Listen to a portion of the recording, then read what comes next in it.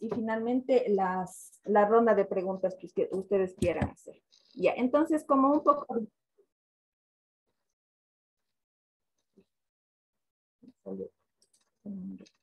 Ya, tenemos que el agua es un recurso natural, alrededor del 0.04 está representado en lagos, embalses y humedales. Como ustedes saben que está presente en las actividades diarias de la población y por eso es importante tener plantas acuáticas que sean un importante aporte para realizar actividades de fitorremediación. Ya. Entonces nos vamos a centrar en el problema que se generó en el lago San Pablo. Un poquito hablando de lo macro, todos sabemos que América Latina y el Caribe sufren de una gran cantidad de la pérdida en la calidad del agua, porque esto no está enfocado y en los países que se lo realiza se lo hace medianamente. Por ejemplo, aquí en el Ecuador son pocos los cantones y las provincias donde existen en verdad plantas de tratamiento que realicen actividades de depuración. Entonces, ¿esto qué ocasiona? Enfermedades a la población y por ende un deterioro al ecosistema y por ende existe también altas cantidades de carga orgánica. Entonces nos vamos a ubicar ya aquí, como ustedes pueden ver, esta es una imagen aérea del lago San Pablo. Entonces, existe el problema de la falta de acceso a una agua limpia aquí en el cantón. Entonces, ¿esto por qué se da? Vamos a empezar porque las plantas de tratamiento más o menos se las construyeron en el año 2000. Entonces, imagínense, hasta la actualidad ya son 22 años. Este estudio se realizó en el año 2019. Hasta esa época fueron 19 años que estaban, o sea, deterioradas completamente. Entonces, ¿esto qué ocasionó? Una eutrofización inicial al lago San Pablo. Entonces, ahorita vamos a ver una imagen de todo el lago San Pablo, ¿ya? A ver, déjenme ver si es que puedo. El punterito. Ya, entonces, las plantas de tratamiento son 14, ¿no? Están aquí alrededor del lago, pero solo por la mitad de la cuenca. Esta mitad de la cuenca que ustedes ven por aquí, ahí no hay plantas de tratamiento. Entonces, estas plantas están ubicadas aquí a los alrededores para recolectar todas las aguas residuales de las comunidades que existen ahí, por ejemplo, de Araque, San Pablo, González Orza. Entonces, son varias las comunidades, ¿no?, que están aquí. Entonces, este lago sí tiene salida. La salida es más o menos por aquí. El agua sale supuestamente haciendo el tratamiento, que no es tratamiento, sale el agua, ¿no? Entonces, sirve de regadío para las comunidades que ustedes ven aquí. A un punto llega también a más o menos Antonio Ante, de Antonio Ante baja y se une con el río Mira, Esmeraldas y ya va a parar al océano. Entonces, imagínense en toda la contaminación que nosotros traemos solamente desde el lago San Pablo. Entonces les voy a poner en perspectiva una imagen más de por qué también nació la investigación. Esta es la laguna de Yaguarcocha, también está aquí en Imbabura. Esta laguna posee el mismo problema. Aquí, en cambio, esta laguna no tiene salida. Existe planta de tratamiento, pero la planta de tratamiento ya está hasta el tope de la contaminación. Entonces, nosotros no queríamos que pase esto, ¿no? Entonces, aquí este lago ya es considerado ya en un estado hipereutrófico. Entonces, ¿qué quiere decir? Que ya la carga orgánica ya está demasiada y que la producción de algas también ya lo superó. Entonces, imagínense de tener así, a tener así ahora en la actualidad ya es verde, emana malos olores. Además, también ya se encontró metales pesados. Entonces, todo eso nosotros queríamos evitar aquí en el lago San Pablo. Ya, entonces, aquí, en las 14 plantas de tratamiento, aquí, al menos en la sierra, solamente se trata con lechuguín, que es Lechornia crassipens, y la lenteja de agua, la lemna mina. Entonces, se enfocó el estudio en buscar, y ahí viene la parte de la investigación, la parte más dura del estudio, buscar ya las especies macrófitas. En el trayecto, bueno, ya les voy a contar más adelante, nosotros también teníamos pensado en cierto punto recolectar especies de la Amazonía, pero para eso hay que considerar que teníamos que pasar por un proceso de adaptación, no sabíamos que se iban a adaptar, bueno, en fin, entonces decidimos quedarnos con plantas de la sierra. ¿Y esto para qué? Para generar nuevos datos que nos ayuden a recuperar los lagos, ¿no? Ya, entonces, como objetivo general del estudio fue evaluar los dos macrófitos.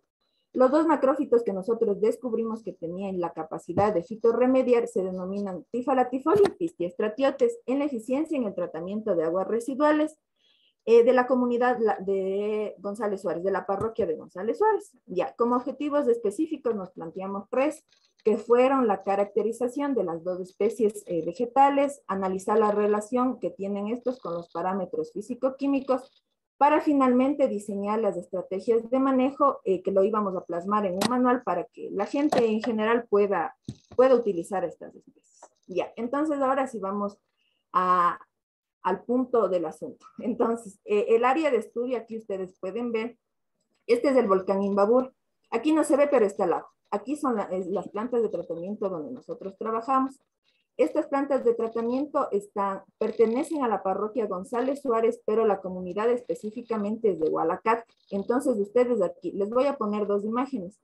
Esta imagen es cuando nosotros ya estábamos avanzados un poco en el experimento. Cada una de estas camitas es importante que tengan el concepto, se llaman cárcamos. Entonces, porque vamos a ver a lo largo de la presentación. Entonces, aquí ustedes pueden ver las algas que estaban ahí no había nada cuando nosotros ya empezamos a poner las plantas. Ya, entonces aquí está. Todo lo que ustedes ven de verde es la parroquia González Suárez. El triángulo amarillo es donde está ubicada la planta de tratamiento. Entonces, imagínense que de esa planta de tratamiento acoge todas las aguas residuales de todas estas comunidades.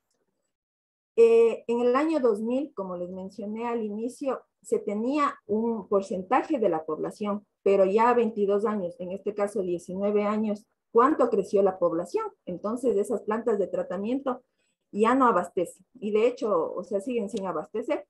Entonces, ¿qué es lo que pasa? Aquí tenemos todas las demás parroquias. Está San Pablo, San Rafael y Eugenio Espejo. Entonces, estas plantas de tratamiento están ubicadas, como les digo aquí. Entonces, imagínense que de cada parroquia están comunidades más pequeñas y todo eso, toda esa contaminación va al agua. Entonces, el problema es bastante grave, ¿no? Ya, entonces, para la fase 1, que ya fue ya en campo, como les digo, hicimos la recopilación y análisis de la información. También se georreferenció cada uno de los humedales. Es importante en este tipo de estudios medir el caudal para saber en realidad qué tanto nosotros vamos a ayudar a fitorremediar. Entonces, aquí viene ya una de las partes más duras que fue de la investigación, que fue el protocolo de recolección de individuos. Algo muy importante cuando se trabaja en fitorremediación y cuando ya tienen, o sea, las especies que ustedes van a usar, es importante saber cómo es la composición de la planta. Si es que es, en este caso, terrestre, necesita sustrato o es netamente acuática.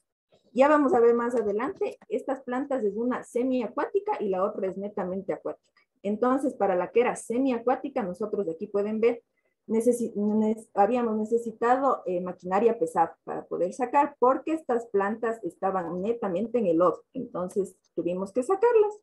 Sacamos alrededor de 500 plantas. Entonces, estas plantas, nosotros aquí, en esta imagen que ustedes pueden ver, le adaptamos un vivero, porque nosotros no sabíamos si es que iban a adaptarse, porque sacamos de estas plantas de la zona de Salinas, de Ibarra. Entonces, esa zona es sumamente caliente y aquí en Otavalo es frío. Entonces, nosotros no sabíamos la verdad. Y ahí está la experimentación, ¿no? O sea, la investigación está ahí, porque no sabemos si va a funcionar si no investigamos y si no experimentamos. Ya, y luego de eso ya estaba la instalación en los humedales. Entonces, aquí también hay otra parte. Cuando no se cuenta con los recursos, tenemos que ingeniarnos, o sea, no por el hecho de no tener recursos, vamos a dejar ahí, así, y peor aún cuando es un tema que a nosotros nos gusta. Entonces, ya vamos a ver más adelante cómo los instalamos. Ya, entonces, a ver, aquí le hice un diagrama para que ustedes puedan entender más o menos cómo es la dinámica en las plantas de tratamiento. Todo esto que ustedes ven aquí es la planta de tratamiento en sí. Son más cárcamos, ¿no? Sino que estos están aquí para que vean más o menos cómo fue la instalación del experimento. Aquí en la mitad está dividido, ¿no? O sea, la mitad usamos para un experimento y la mitad para el otro. Entonces aquí viene la entrada del agua. Aquí en este punto, el agua entra así, tal cual, o sea, con todos los residuos, con todo lo feo que ustedes se pueden imaginar, entra ahí. Entonces, se toma el punto muestral, el primero. Luego de eso, aquí están unas rejillas, están las trampas de grasa y bueno, para retener todos los sólidos. Entonces, el primer cárcamo que ustedes ven aquí es del agua netamente, o sea, crudo. No hay ningún tipo de tratamiento más que las rejillas, como les digo. Entonces, este humedal fue el humedal de control. En ese humedal nosotros no pusimos nada, o sea, estaba el agua tal cual. Entonces, de aquí viene para acá, ¿no? Hay unas flechitas, bueno, no han salido, pero bueno, aquí. En la parte superior se conecta. Entonces, nosotros colocamos todo este cárcamo, todo lo que ustedes ven aquí son 70 metros de cárcamo. Nosotros ocupamos solamente 10. ¿Por qué?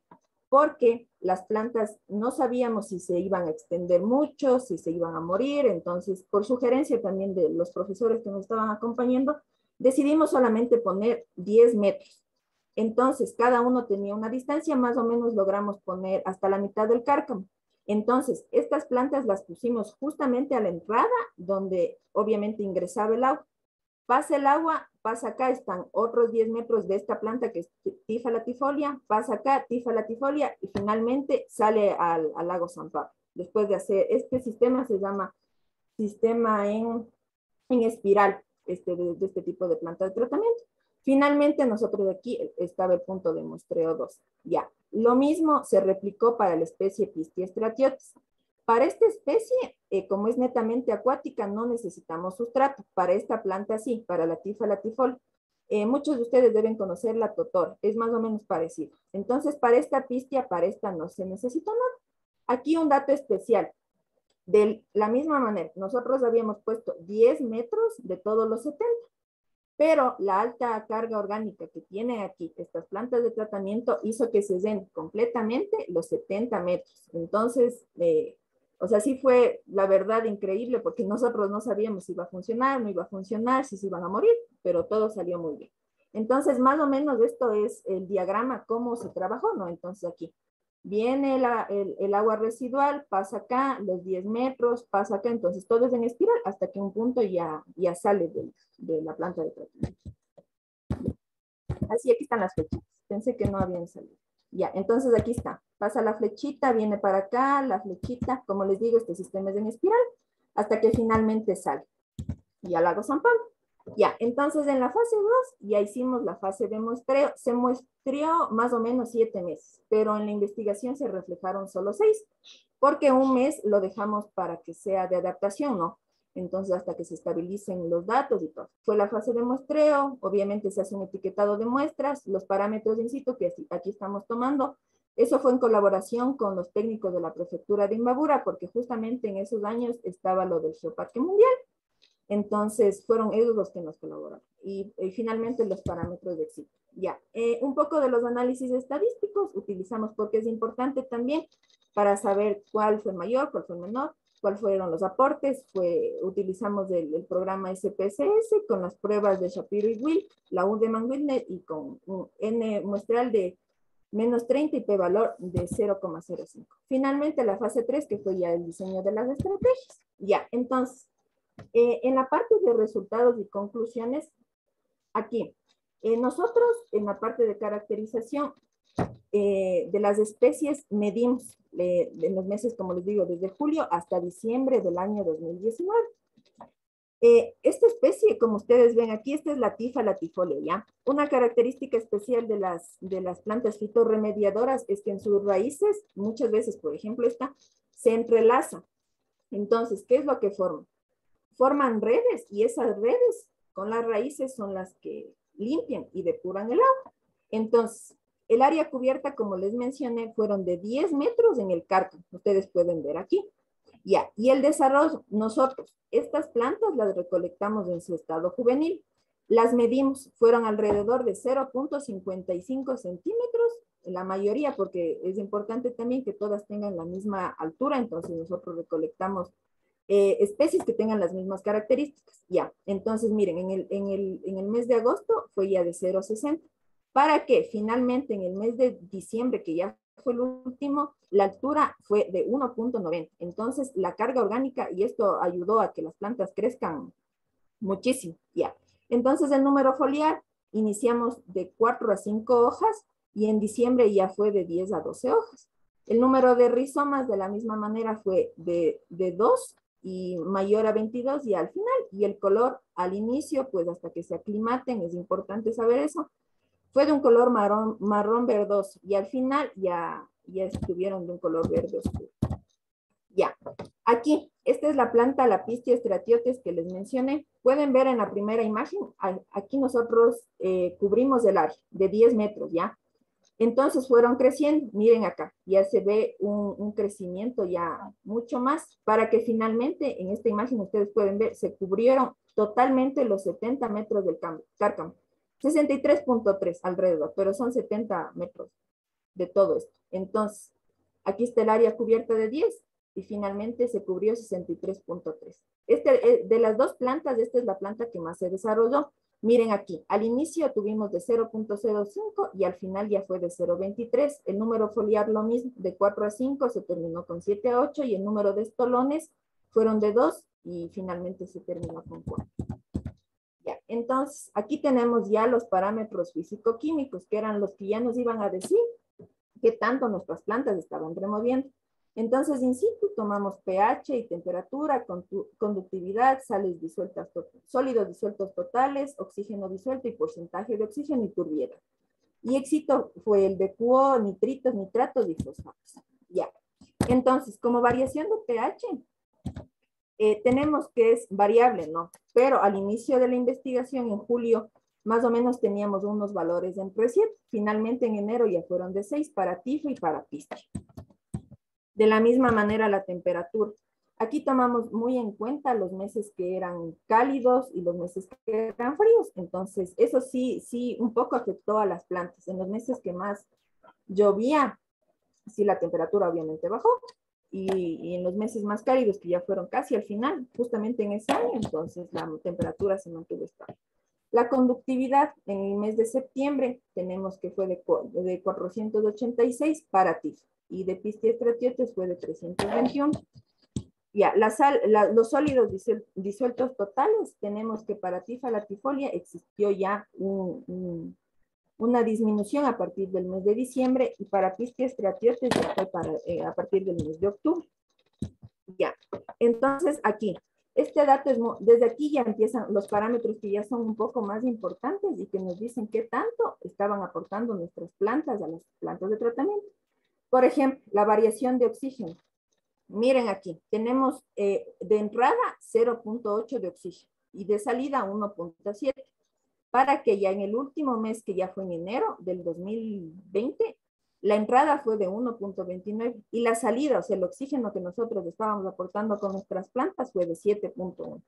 Aquí, en cambio, en Pistia stratiotes ya el punto máximo de oxígeno fue en el mes de septiembre, que fue cuando ya las plantas, la Pistia stratiotes es la planta que más se extendió, la planta que es en roseta, fue de 3.33. Aquí he expresado en porcentajes, en los meses de julio y septiembre fueron donde más se aportó con oxígeno con la especie tifia, sí, tifa latifolia, y en enero, ¿no? Y en el mes de julio y septiembre para la especie Pistia stratiotes. Ya, para el parámetro de turbiedad, miren, la entrada para la especie tifa en el primer mes fue de 93.9 y bajó a 5.9. Para finalmente nosotros en el mes de enero tener ya una disminución de 35.3. La turbiedad, pues obviamente nos dice qué tan turbia es el agua, qué tan contaminada está. Entonces, mire, aquí ya podemos ver una disminución constante, ¿no? Lo mismo para la especie Pistia stratiotes. Entonces, tenemos una disminución. Entonces, aquí ya pudimos darnos cuenta que en verdad, o sea, las plantas ya estaban funcionando. Aquí, la demanda química de oxígeno. Este parámetro también nos dice qué tan contaminada está el agua. Entonces, miren, todos los meses la entrada era altísima. Al menos en este mes de diciembre registramos una entrada de 760 miligramos sobre litro. Logramos bajar a 80. Y en enero de 583, que fue el último, lo logramos bajar a 10. Entonces, el aporte que se da con las especies fitorremediadoras sin ningún tipo de extra de componente es en verdad muy bueno.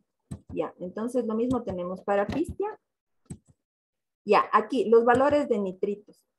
Empezamos una disminución a partir del mes de octubre. estos datos al inicio nos ingresaba un valor y fue a la salida porque en esos datos, sí, en esos meses vivió mucho. Entonces sí fue algo un poco que afectó a esto, ¿no? Pero eso también es importante tener en cuenta y no eliminarlo del estudio, porque ahora con el clima como está, no sabemos qué meses llueve, qué meses hace sol, entonces son datos que también teníamos que poner. Entonces ustedes pueden ver que ya a partir desde el mes de octubre ya se estabiliza, ¿no? La temperatura también y empezamos a notar ya una disminución para los meses de octubre, diciembre y enero. Ahí ya pueden observar. Y lo mismo para la especie Stratiotes, que ya fue a partir del mes de diciembre. Esa se demoró un poquito más en bajar. Lo mismo para el nitrato. Aquí, en cambio, ya empezamos a bajar. Los nitratos también. El mes que más se disminuyó fue en el mes de septiembre, de 6.9 a 2.6, que ya podemos evidenciar una disminución. En el mes de diciembre para la pistia, que fue ya los meses que ya estaba casi completamente cubierta los cárcamos, también se observó una disminución. Y finalmente el último parámetro que fue el de fosfatos. Los fosfatos, pues estos nos indican cuando los desechos son por producto de detergentes, de jabón de ropa, todo eso. Entonces teníamos también que es algo muy alto, ¿no? Entonces nosotros también logramos disminuir.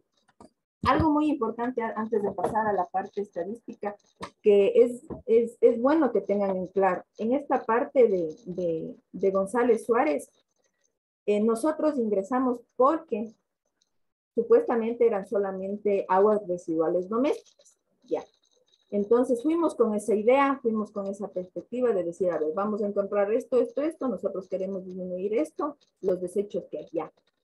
Pero pasa que en el mes que les comenté que fue, en el mes extra que fue en junio, que nosotros hicimos la etapa de adaptación para ver qué tanto estaban adaptándose, tomamos nosotros unas muestras y nos salió, o sea, elevadísimos los parámetros, nosotros no sabíamos por qué. Fuimos a hacer otra visita y lamentablemente en un día, o sea, nosotros esto coordinábamos con la empresa pública de agua potable de aquí de Otavalo. Entonces nos decían, a ver, vayan tal día, va a estar ahí el técnico, les va a abrir la puerta, pueden hacer los análisis. Ya, de acuerdo. Pero este mes que les digo, nosotros no les avisamos, nosotros habíamos ido, porque nosotros, o sea, nos quedaba, ¿no?, la duda con los técnicos de la prefectura. Entonces nosotros, ¿qué fue lo que descubrimos? Que la planta de tratamiento no solo estaba tratando aguas residuales domésticas, estaba tratando también suero de leche. Entonces ellos obviamente sabían qué meses o qué días salía este suero. Entonces imagínense el trabajo que tenían que hacer las plantas y nosotros les preguntamos, ¿no? Les decíamos que si es que ellos saben que están empresas o microempresas de producción de leche, nos decían que no sabíamos. Entonces, o sea, los desechos que estaban saliendo de estas microempresas no estaban siendo tratadas en el punto. Y eso es importante, o sea, que traten en el punto donde se está realizando estas actividades. ¿Para qué? Para que la planta de tratamiento no tenga, o sea, tanta carga. Está fitorremediando la parte de los desechos de las personas, pero también esta planta estaba remediando los desechos de las empresas de leche. Y quién sabe otros desechos, ¿no? Nosotros alrededor también encontramos las empresas que son dedicadas a las flores, entonces nosotros la verdad no sabíamos hasta ese momento lo que nos estábamos enfrentando. Pero...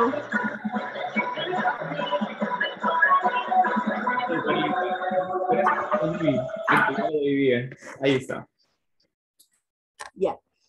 Entonces, es importante, ¿no?, que cuando ustedes hagan este tipo de estudios, sepan, o sea, qué desechos son en verdad los que están ahí. Nosotros ya, o sea, ya estaba en la investigación y decíamos, teníamos que salir para ver qué tanto iba a remover, ¿no?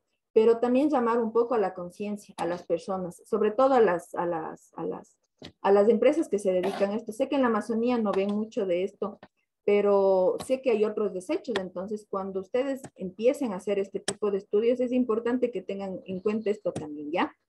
Bueno, entonces, los análisis estadísticos, como les dije brevemente, nosotros utilizamos el programa SPSS. la prueba Shapiro-Wilk, sabíamos que eran datos no paramétricos, hicimos ya una comparación de resultados y sacamos los resultados más significativos. Entonces aquí tenemos una tablita donde vimos cada uno de los parámetros. La barra naranja representa la especie Pistia y la barra media ploma representa la especie TIF. Entonces, ustedes pueden ver que las plantas son eficientes para remover algunos contaminantes, por ejemplo. El de fosfato elimina un poco más la pistia, para nitratos elimina igual la pistia, pero por ejemplo, el DQO remueve muchísimo más la TIF.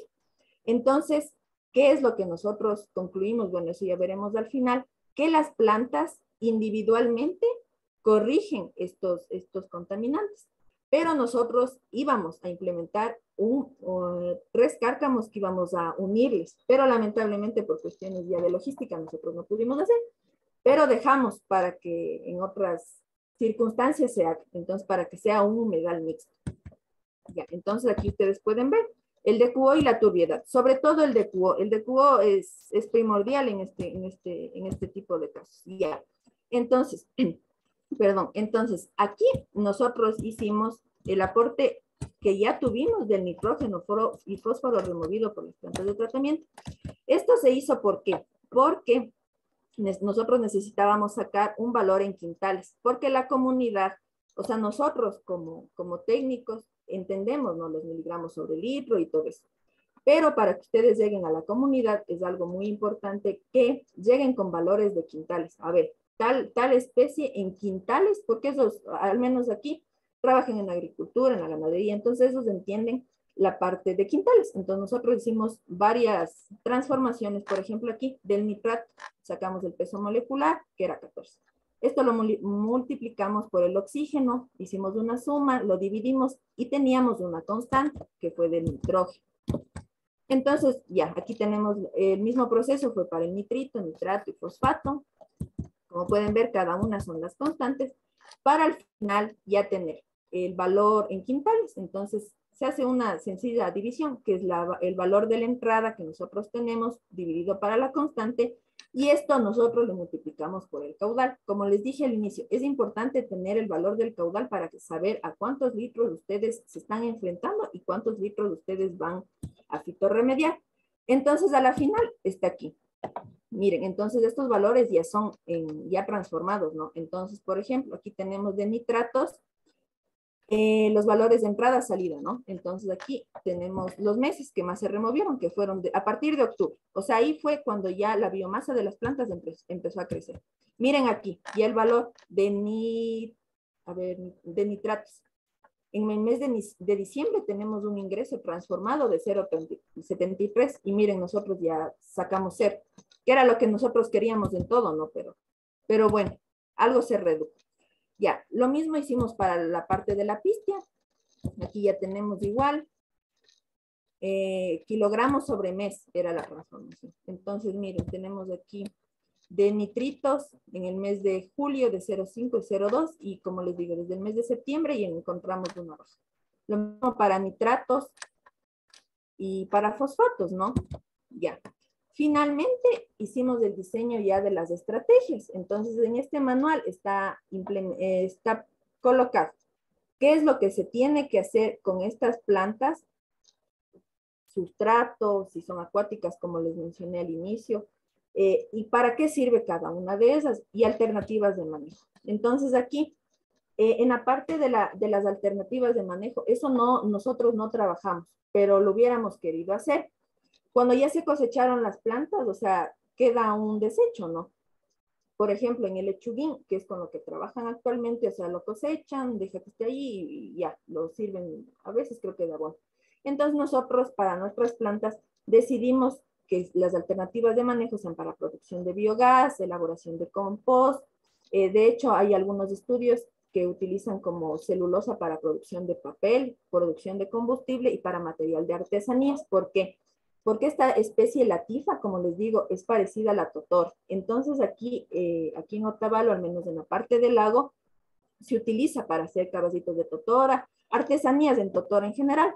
Entonces, si ellos cambiaran las plantas, estas plantas la utilizarían los artesanos de ahí, entonces sería también una fuente de ingreso.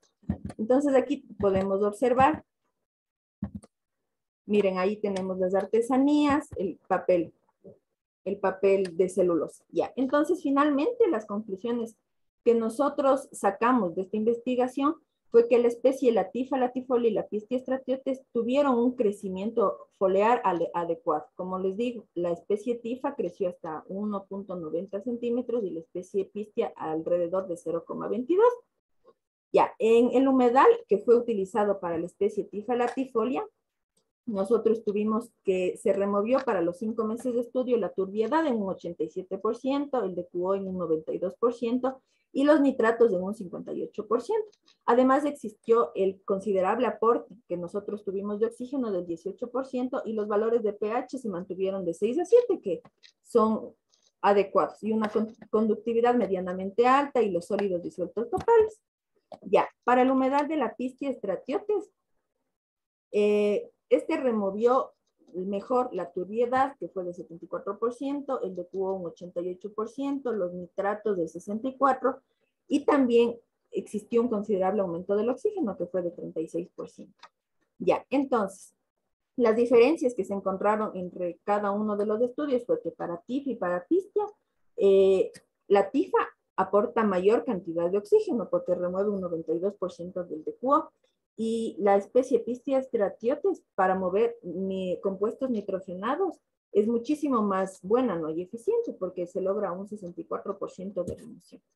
Entonces aquí tuvimos ya aplicando la prueba de estadística de la Udemann-Whitney, los datos para TIFA fueron más relevantes para DQO y turbiedad, y para Pistia el resultado significativo fue el de DQO.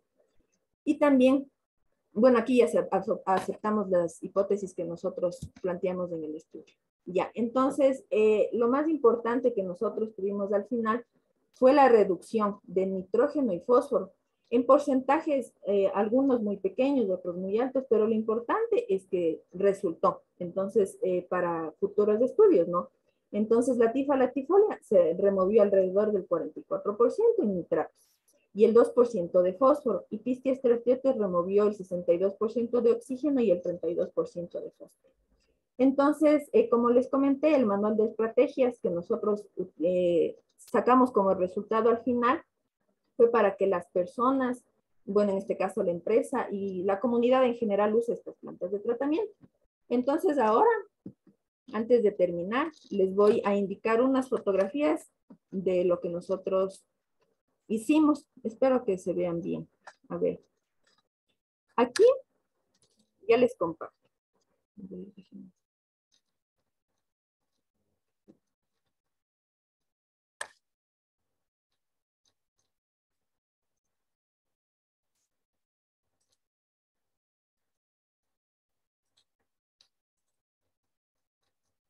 Okay.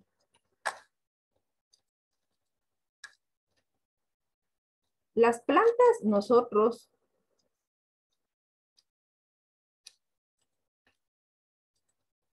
ya. Las plantas de este sector se llama salinas, ¿no? En Ibar. Entonces aquí ustedes pueden observar.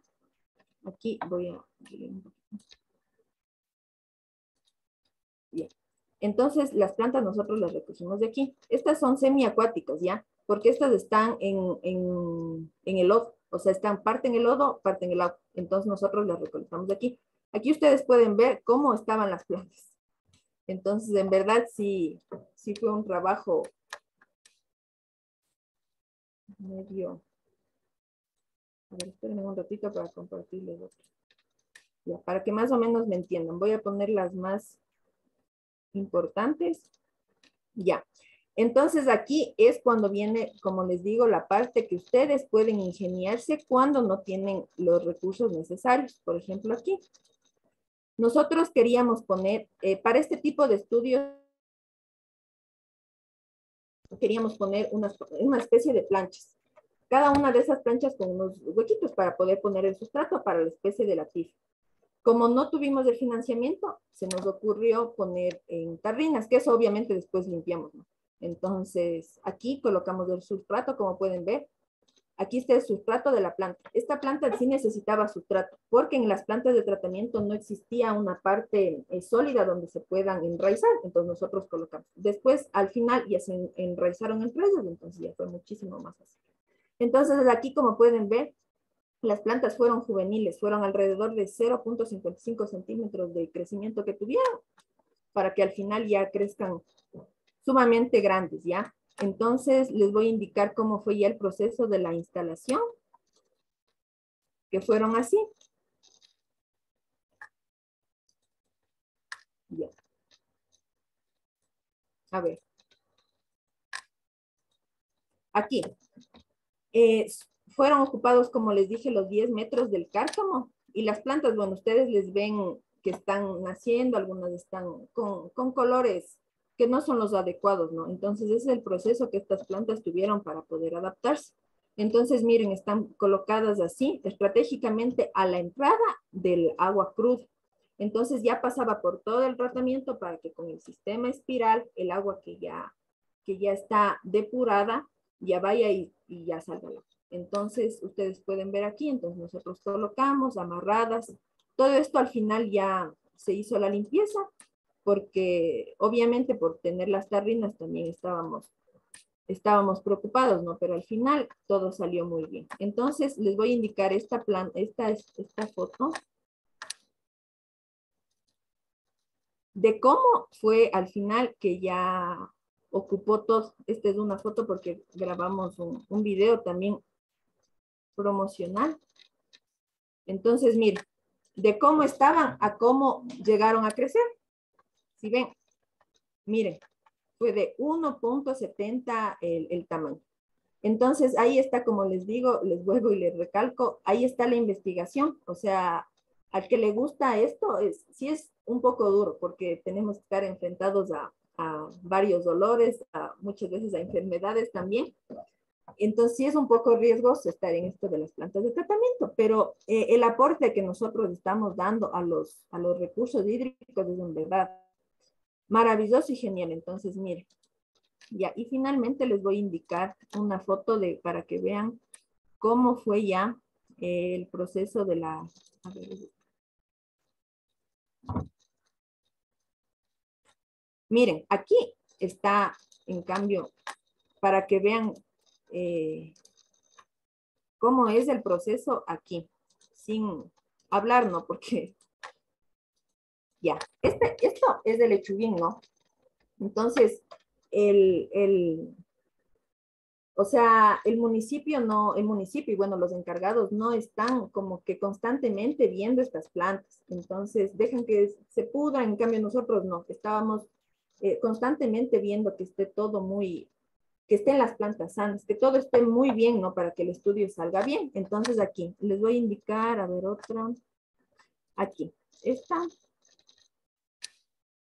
aquí está la especie, la pistia que yo les menciono,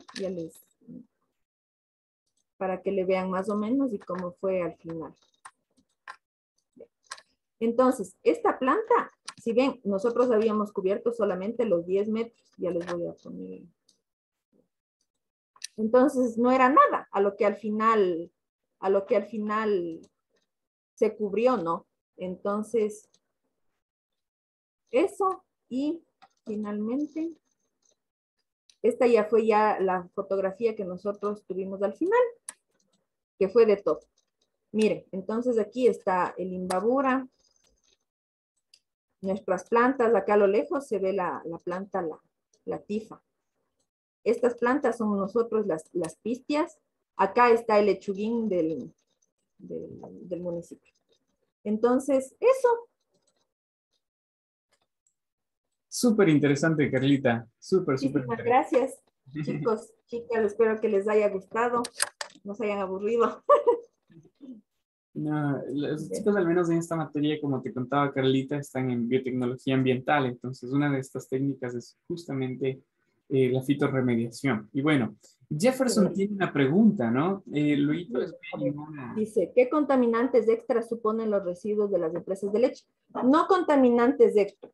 Lo que pasa es que, como les mencioné, o sea, al inicio, vimos que los parámetros como que estaban locos, ¿no? O sea, el uno subía, el otro bajaba, el uno subía, el otro bajaba. Entonces nosotros no sabíamos por qué, porque se supone que cuando es un contaminante netamente desecho del humano, no tiene que estar tan elevado. Entonces, por ejemplo, en el primer mes, déjenme regresar, sobre todo en la parte de nitritos, nitratos. En la parte de nitritos y nitratos nos dimos cuenta, porque eso netamente, o sea, es de desecho de humano, ¿no? Entonces, por ejemplo,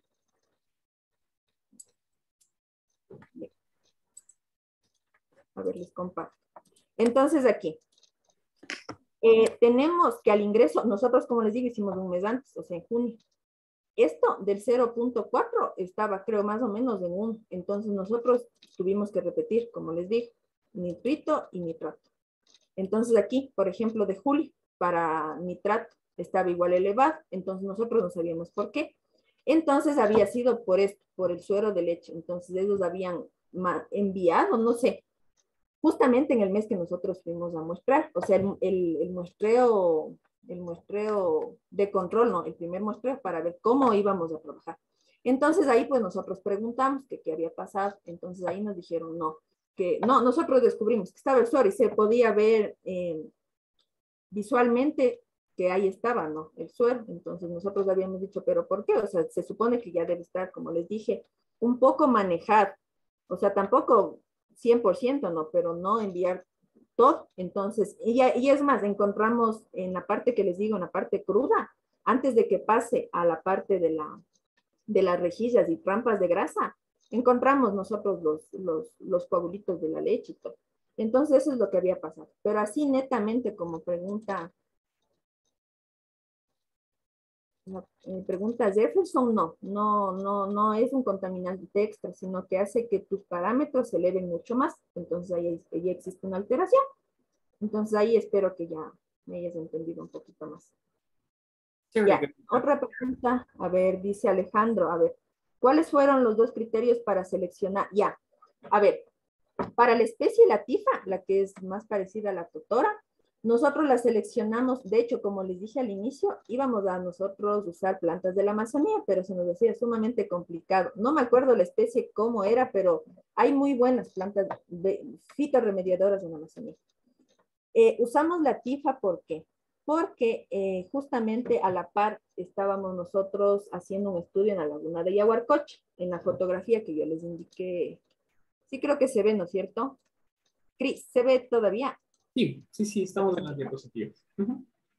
Entonces, unos compañeros y nosotros también estábamos colaborando en el estudio de la laguna de Yaguarcocha, porque aquí tenemos el laboratorio de la universidad, es el laboratorio de investigaciones ambientales que está actualmente dedicado al estudio de esto. Entonces, estos compañeros hicieron a nivel de laboratorio, en unas peceras colocaron la especie y la tifa, pero ellos usaron todavía la tifa en más o menos más juveniles que nosotros, o sea, plantas sumamente pequeñas. Entonces ellos recolectaron el agua de aquí, del lago, de la laguna de Yaguarcocha. Entonces las pusieron en las peceras, en el laboratorio, todo. Y vieron que la especie tifa, ellos con sus análisis, estaba removiendo metales pesados. Porque aquí en esta laguna ya hay metales pesados, como les dije al inicio.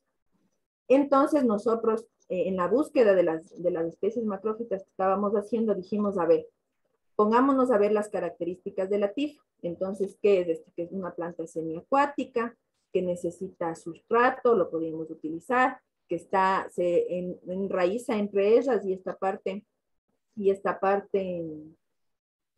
iba a ayudar a la descontaminación. Entonces, vamos a usar esto. Entonces, como era un estudio a la par de los lagos altoandinos, mientras ellos estaban haciendo eso, estábamos viendo que estaba removiendo plomo de la laguna de Yaguarcocha. Entonces nosotros dijimos, si los metales, ya fue una suposición, si los metales están removiendo, ¿por qué la carga orgánica no puede remover? Entonces dijimos, vamos a recolectar y las ponemos. Y eso fue lo que hicimos con TIF. Con la especie Pistia fue un poquito más fácil, porque esta planta se parece al lechuguín, mas no es lechuguín. Cuando ustedes lo vean, la especie Pistia es más o menos parecida en forma de roseta.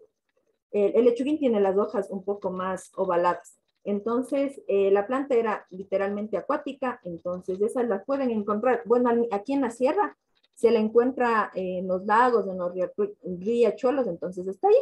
Entonces está haciendo su capacidad de depurar, ¿no? El agua. Entonces dijimos, a ver, vamos a comprobar. Sobre todo se seleccionó también las dos especies porque no hay estudios de esto. Para la tifa, como les digo, la tifa la han usado con totor o la tifa la han usado con tal especie. Pero en sí, un estudio con solo tifa no había. Al menos aquí en la provincia de Imbabura no había. Y con la especie pistia tampoco. Entonces, lo que sí quedó pendiente, por así decirlo, fue hacer un humedal mixto. Entonces, eso ya, como les digo, fue fases de logística que no pudimos hacer, pero nos hubiera gustado. Entonces, como les digo, cada una de las plantas remueve sus contaminantes. Una remueve DQO, otra remueve fosfato, por ejemplo. Entonces, si es que se haría la propuesta de un humedal mixto, removería muchísimo más. Entonces, esos fueron los criterios para seleccionar. Ya, a ver, dice Virginia, aparte del tratamiento biológico, hubo un tratamiento en los datos del punto 2 de muestreo. No, netamente fue tratamiento biológico. Ahí no se utiliza otra cloro ni nada de eso. Fue netamente biológico con las plantas de tratamiento. Aquí están los puntos de muestreo. A ver. Entonces nosotros aquí, como les expliqué, tomamos la muestra del agua cruda. Entonces viene aquí en forma de espiral y finalmente aquí nosotros les tomamos el agua tratada de nuestro último cárcamo utilizado con la tifa. Entonces no hubo otro tratamiento extra más que las plantas. Ni químicos ni nada. Carlita, yo tengo un par de dudas, pero sí me gustaría que los chicos ahí de pronto una o dos preguntas más para ir cerrando. ¿Sí? Me gustaría ¿Qué preguntarte, por tiene? ejemplo, del geoparque. Actualmente, mira, en Napo hay el proyecto igual, un proyecto muy similar al que ustedes tenían por allá o tienen por allá, que está enfocado al sumaco, ¿sí? Entonces, quisiera ver también la importancia, viéndole en retrospectiva, de cómo ha servido de pronto ahora para el turismo, no sé, o para otro tipo de actividades, viéndola como en retrospectiva. De pronto algunos chicos incluso de aquí son voluntarios en este parque de Sumaco, entonces de pronto les podrías dar alguna sugerencia también. Ya, Cris, gracias más bien la pregunta. Sí, me había olvidado de mencionar esto del geoparque. Justamente el estudio hicimos simultáneo, ¿no? Cuando estaban realizando todas estas investigaciones, los papeles, todo para que ya le declaren a Imbabura como geoparque, estábamos nosotros con la investigación. Entonces, es por eso que a la prefectura le interesó. ¿Por qué? Porque al menos aquí en Imbabura es conocido como la provincia de los lagos. Entonces, ustedes cuando vienen de Quito, cuando vengan, si es que algunos conocen, el primer lago que ven es San Pablo, el Imbabura. Entonces, a ellos les interesó mucho. ¿Por qué? Porque tienen que mantener, ¿no?, la denominación de geoparque. Entonces, imagínense viniendo desde Quito y el primer lago que vean, pues está contaminado. Entonces, es muy importante esto del geoparque, porque nosotros como investigadores técnicos podemos aportar desde el punto en el que nosotros estemos con ideas nuevas. Por ejemplo, esto, y hay que decirlo, ¿no? Aunque suene feo, al municipio de aquí de mi cantón no le interesó. Ya existen, bueno, eso ya son problemas un poco más políticos, pero a la prefectura sí. Entonces esto fue una ayuda a la prefectura, porque esto, o sea, no, yo como siempre digo cuando me preguntan de esto, no, el beneficio no fue para mí, fue para el lago, fue para la gente nos veía, ¿no? Entonces es muy importante también trabajar con la comunidad, porque ellos ven, y al menos en esta parte cuando nosotros ingresamos, o sea, el olor era fatal. Ya cuando empezamos a trabajar y decían, no, que qué bonito que estén haciendo esto, que ojalá se quede y todo. Entonces es importante tener también un trabajo con la comunidad, saber qué piensa la comunidad, porque no solamente llegar nosotros como técnicos y decir, a ver, vamos a hacer esto o mantengamos las plantas, no. Sobre todo, abrirse nuevos espacios a los chicos que, como dices, Cris, están de voluntarios en el Parque Sumaco, aportar cada uno con ideas, no tengan miedo. En verdad, nosotros cuando empezamos con esto, créanme que sí se le veía duro, ¿no? Porque nosotros no sabíamos cómo íbamos a hacer, de dónde sacar el financiamiento y todo.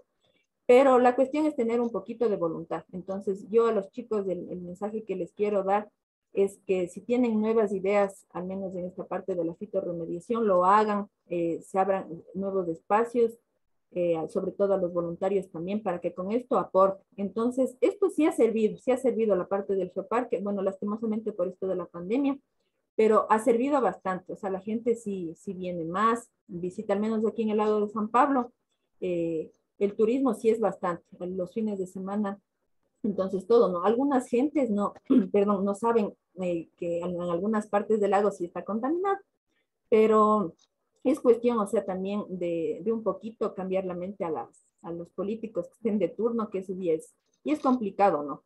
Y que sean un poco más conscientes de la parte ambiental, hablando aquí, por ejemplo, del lago San Pablo. Entonces, creo que eso es lo que hace falta. Pero el mensaje general que les quiero dar a los chicos es que no tengan miedo, que se lancen. Y como les digo, o sea, esta investigación nosotros no sabíamos lo que iba a pasar, ¿no? Y ahora imagínense, o sea, fue la primera investigación que nosotros logramos aquí en la parte de Imbabura, al menos de estas plantas. Entonces, fue muy bonito, fue muy bonito. Chévere, Carlita. Yo creo que, a ver, si alguien de pronto se anima por ahí, la última persona, con alguna inquietud, vamos a darles unos 10 segunditos, 9, 8. Bueno, tal vez ahí nadie se anima. Jefferson, ya, mira, la última pregunta que tenemos aquí de Jefferson. ¿Sí mejoraron los parámetros organolépticos al final del estudio? Y de pronto, Carlita, una pregunta complementaria ahí. Ellos habían hecho también una tablita de los límites permisibles por Ah, diferentes sí, áreas. Entonces, de ya. pronto, nos cuentas también por ahí. A ver, con respecto a, antes de que se me olvide, los parámetros permisibles, sí, nosotros estuvimos al final, ya cumplimos todos los parámetros, porque al inicio, como les digo, en el primer muestreo no se cumplían, sobre todo en la parte de DQO. Al final ya logramos, porque no recuerdo el dato exacto, pero reducimos casi a la mitad del parámetro de QO, es del que me acuerdo. Porque de ahí, o sea, en general no tienen un correcto control, nos llevan un control. Ah, porque eso también un dato que se me olvidó. Para trabajar en este tipo de plantas, por lo general se recomienda un estudio, digamos, un muestreo cada mes. Ellos lo hacen cada 6 meses, en el mejor de los casos, o si no lo hacen cada año. Entonces no tienen un correcto control. Entonces eso también es importante, ¿no? Para que ustedes sepan, cuando les pregunten que sí, que tienen que tener un correcto control y esto con la tablita de los parámetros permisibles. ¿Cuál era la otra pregunta? Sí, respecto a los parámetros organolépticos, A ver. los olores, de pronto había problemas que nos comentabas. Sí, sí. A ver, en la parte, como les comenté, de turbiedad, sí se bajó. Y en la parte de olor, sí. Como les digo, esta parte la trabajamos con la comunidad, porque la planta de tratamiento no está alejada de la parte de esta de Gualacat. O sea, está la planta de tratamiento y a 2 pasos están ya las primeras casitas. Entonces, sí eran afectados. Entonces, como nosotros nos veían durante casi un año, nos vieron. Les preguntamos, ¿no? Claro que eso no se reflejó en la tesis porque nosotros no hicimos una encuesta, sino que fue una entrevista personal. Entonces nos dijeron, no, que sí se habían rebajado, disminuido los dolores, porque esa vez, o sea, en el sol es horrible. Entonces, las plantas sí funcionaron. Entonces, eso es lo que a nosotros sí nos hizo llevarnos toda la felicidad del mundo de que la gente nos diga eso. Claro, y es más, o Sí, sea, ya. son cosas que tú haces donde tú creciste, ¿no? Entonces el aporte que Ajá. estás dando es directamente al entorno tuyo. Una última pregunta de Vladimir aquí nos dice, concentrándonos en el campo ecológico, podemos realizar abonos orgánicos, ¿verdad? Y la pregunta subsecuente, ¿cuál sería el riesgo de que hayan bacterias que no ayuden al desarrollo de la planta? Obviamente utilizando como abonos orgánicos. Y te da un A ver. saludo, unas felicitaciones y desde Cayambe, mira que está relativamente más cerca. Ya. A ver, para la primera pregunta, sí, podemos realizar abonos orgánicos. Ya les voy a indicar cómo es la parte de la disposición final. La disposición final es así. Bueno, nosotros tomamos estas fotos, pero es de lechuguín, para que más o menos tengan una idea. Perfecto. Entonces, a ver. Este es de lechuguín, ¿no? A ver, ya. el municipio con la empresa hace esto, ¿no? Entonces ya ven que las plantas están muy grandes, ahí hay unos igual con unas camitas, lo saca. Entonces esto sí se puede utilizar como abono orgánico, realizando un proceso, ¿no? Que tienen que dejar que se sequen, luego utilizar esto, utilizar el abono. Entonces, sí se puede hacer. Ahora, para la pista sí se puede hacer, ¿no? Ahora, para la pregunta que me decía, ¿cómo era? A ver. No, el riesgo de bacterias, eso es lo que pasa, por eso se les pone en el sol. Entonces ahí cualquier tipo de bacteria, no se utiliza otra cosa, no se utilizan ni químicos ni nada. Pero el tipo de bacteria, o sea, ya no afecta a la, a las personas que vayan a utilizar este abono, porque de hecho, para nuestras dos plantas, para la tifa y para la pistia, el proceso de realizar el compost era ponerlos en estas camitas que les digo, dejar ahí unos varios días y luego ya la planta mismo empieza a podrirse, ¿no? Por así decirlo. Entonces, como tiene alta capacidad orgánica, eso ya no sirve simplemente de compost, entonces era cuestión ya de hacer el tratamiento final, la disposición final y poner en los costales o las personas que quieran, pero eso ya es después de un tratamiento. Pero no, las bacterias no ocasionan nada, más bien como es como abono orgánico, es un aporte más que nosotros les podíamos dar al suelo, donde que quisiéramos utilizar. Entonces, no, por la parte de bacterias, no se preocupe, para las dos plantas. A ver, ya. Para las personas que quieran, a ver, les voy a poner mi número de teléfono, ¿ya? Y mi correo, ese es mi número. Cualquier cosa, con todo gusto, porque ahorita Me tengo que ir. No, estamos Carlita. igual trabajando, ya, estamos trabajando como dice el compañero, en la parte, sí, en la parte de Cayambe, recientemente querían poner una planta de tratamiento para poder tratar la parte de las aguas florícolas. Entonces, sí, les dimos un asesoramiento, no me acuerdo la empresa, pero estábamos avanzando. Queríamos poner ahí y en la parte de San Pablo también querían poner igual otra planta de tratamiento. Entonces estamos trabajando con estas plantas, porque estas plantas como son nuevas, no se les conoce, entonces ya, y la capacidad de remoción ya tenemos que es sumamente alta, entonces les interesa también.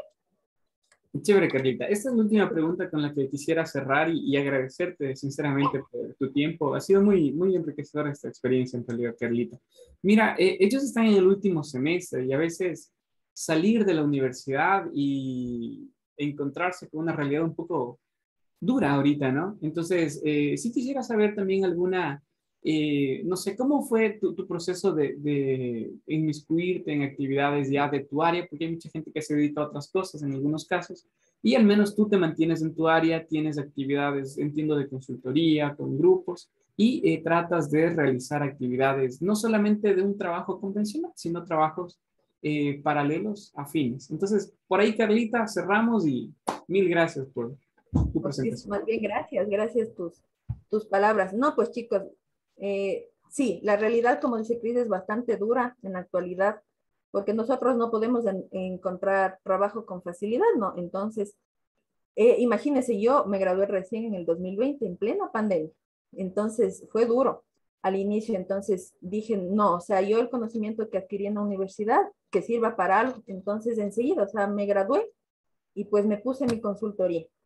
Entonces, con esto, como espero que a ustedes les haya llamado la atención, a varias gente de aquí de mi ciudad les llamó igual mucho la atención. Entonces, por ende, como les digo, tienen que abrirse espacios. Por ejemplo, aquí tenemos un canal, me entrevistaron, entonces desde ahí, o sea, desde ahí, busquen los espacios, eh, hagan páginas en Facebook, en Instagram, igual ya les voy a poner después para que me puedan encontrar por cualquier cosa.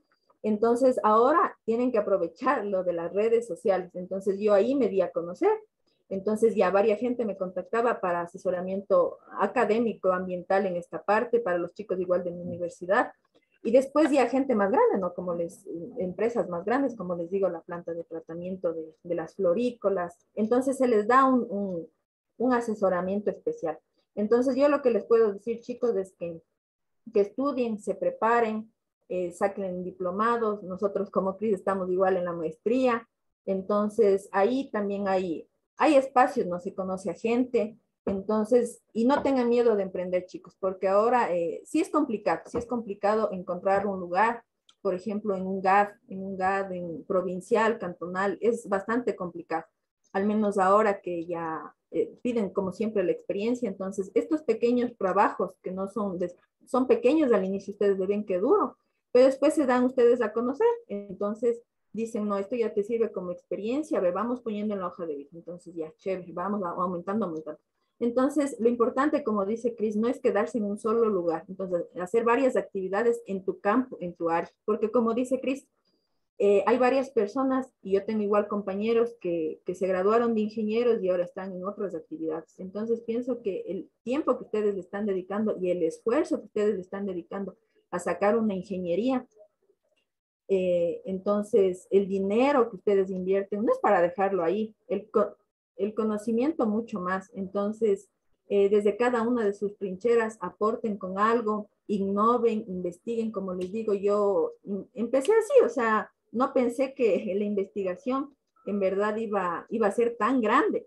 Imagínense, o sea, que esto le haya servido al geoparque, o sea, es para mí en verdad gratificante, ¿no? Entonces, chicos, desde yo les hago un llamado para que tengan todo el ñeque, pongan todo el ánimo, aparte de allá que están como dice Cris, con el sumaco, entonces proyectos que estén enfocados a eso, al agua, porque por ejemplo en el agua aquí en la sierra, en la parte en donde estoy, yo no la trabajo, o sea, somos pocos la verdad.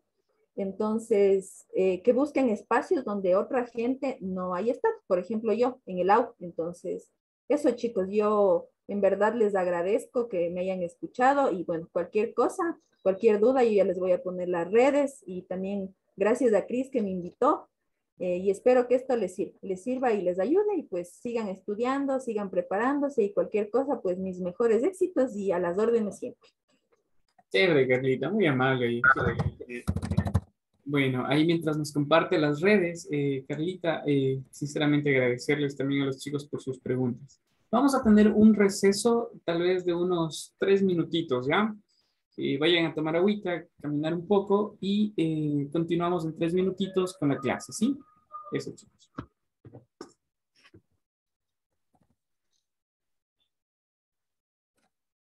Listo, Bien, Carlita. profesor. Chéverísimo, Cris, gracias. Súper interesante, oye, súper, súper interesante. Mejor, ya eran 30 minutos, ya se nos subimos la hora completa. Espero que les haya gustado mucho. Sí, yo por eso decía, chuta, ojalá no me extienda mucho, pero sobre todo que les haya gustado. Sí, sí, sí, en realidad, muy, muy importante, Carlita, todo esto que nos cuentas. Especialmente, por ejemplo, porque estábamos viendo las técnicas y es un poco teórico, ¿no? Así como que esto se hace así, así, pero ya verlo ahí.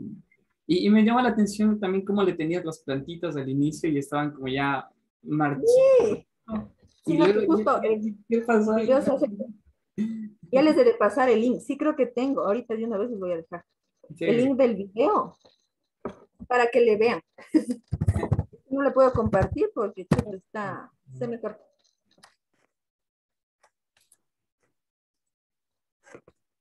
¿De qué ingeniería son, Cris? En biotecnología.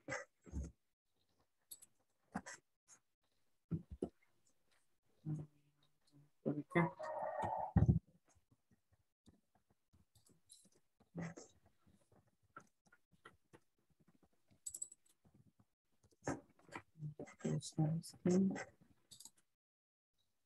Listo.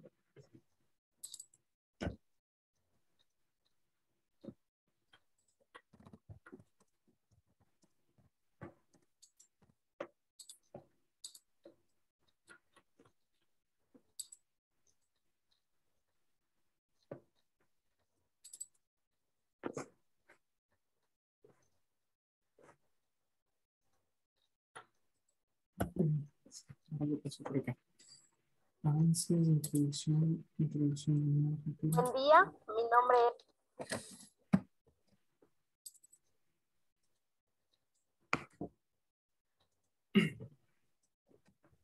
Ya, Cris, ahorita les voy a compartir el video de YouTube y ahí para que le copies tú también. Sí, sí, sí. Chévere. Ese Ah, link es el resumen de toda la tesis. porque nos tocó hacer un video. Entonces ahí se ve un poquito también lo de las plantas, se ve todo el proceso. Ya.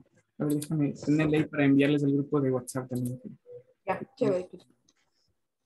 Ya, Carlita. Entonces te Ya, agradezco Cris. muchísimo. No, a ti.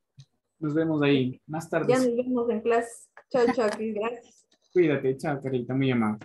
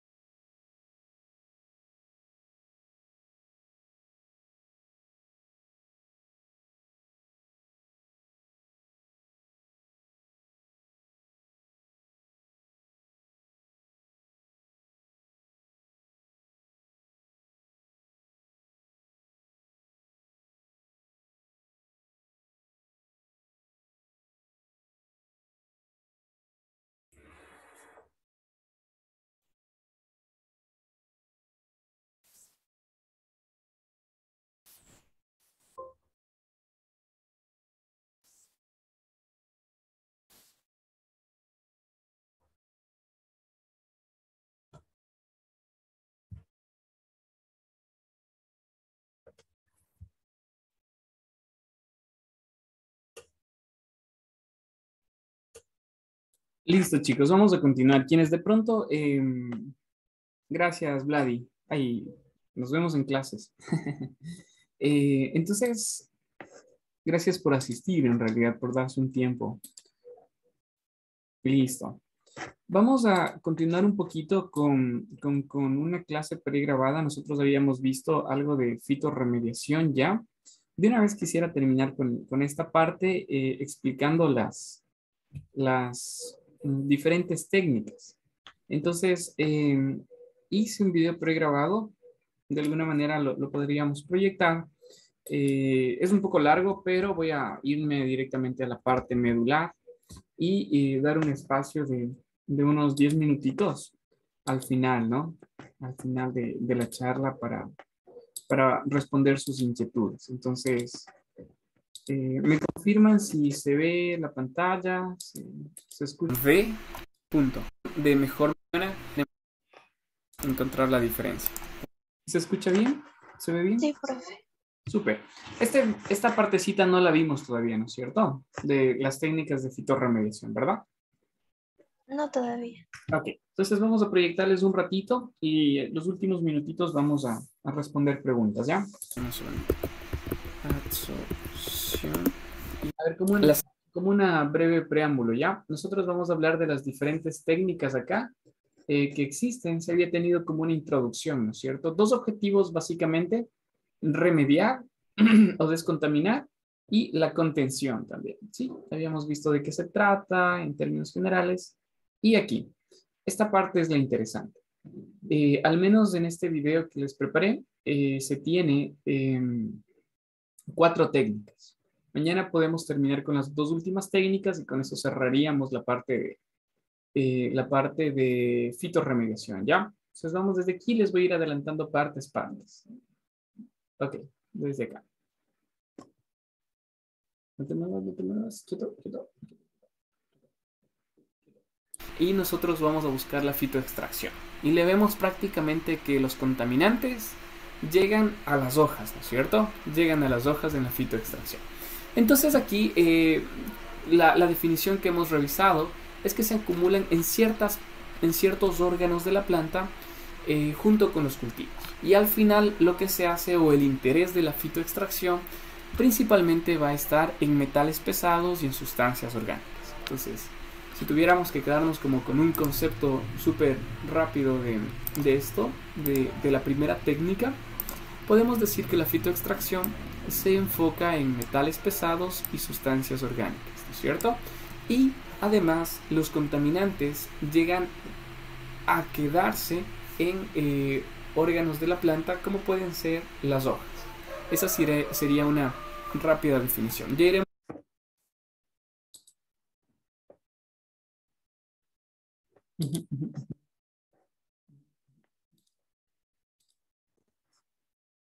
abordando cada técnica en particular, pero por ahora tenemos todas las técnicas. La siguiente que nosotros tenemos acá se refiere a la fitofiltración, ¿no es cierto? En el primer caso, súper sencillo, nosotros como que extraemos algo, ¿sí? A través de la planta. Ahora acá, en cambio, nosotros, al igual cuando estamos preparando algo en la cocina, tenemos ciertos tamices, tenemos ciertas herramientas que nos permiten filtrar. Asimismo, tenemos en este caso la técnica denominada fitofiltración, ¿no es cierto? Entonces, básicamente el proceso es que se quedan sobre una superficie los contaminantes, ¿sí? Entonces aquí lo que tenemos básicamente es ese proceso de tratamiento de agua de una manera natural, en donde el filtro prácticamente pueden ser cualquiera de estas tres estructuras. Por un lado, las raíces, las plántulas o ciertos brotes extirpados, ¿no es cierto? Tenemos tres partes que van a funcionar como un tamiz. Aquí le ponemos como una matriz de crecimiento acuosa, pero para que se entienda podemos decirlo que funciona como un tamiz. El siguiente proceso, la siguiente técnica que nosotros tenemos es la fitoestabilización. Y en este caso, ¿verdad? Nosotros vamos a buscar justamente el segundo objetivo que habíamos hablado acá. Hay técnicas de remediación en las cuales removíamos el contaminante del suelo a las hojas, como los dos primeros que hemos visto, bueno, primero especialmente que hemos visto, y el segundo caso que nosotros teníamos era la contención. En este caso lo que estamos haciendo justamente va a tener mucho con contener. No vamos a tal vez a quitar el contaminante, pero vamos a estabilizarlo de tal manera que ya no esté disponible para que otros organismos, para que de pronto una bacteria, un hongo pueda verse afectado por la disponibilidad de ciertos compuestos. Le hace prácticamente no disponible o muy difícil de que puedan otros organismos absorberlo, ¿verdad? Entonces la siguiente etapa, que es la cuarta, se refiere a la fotovolatilización.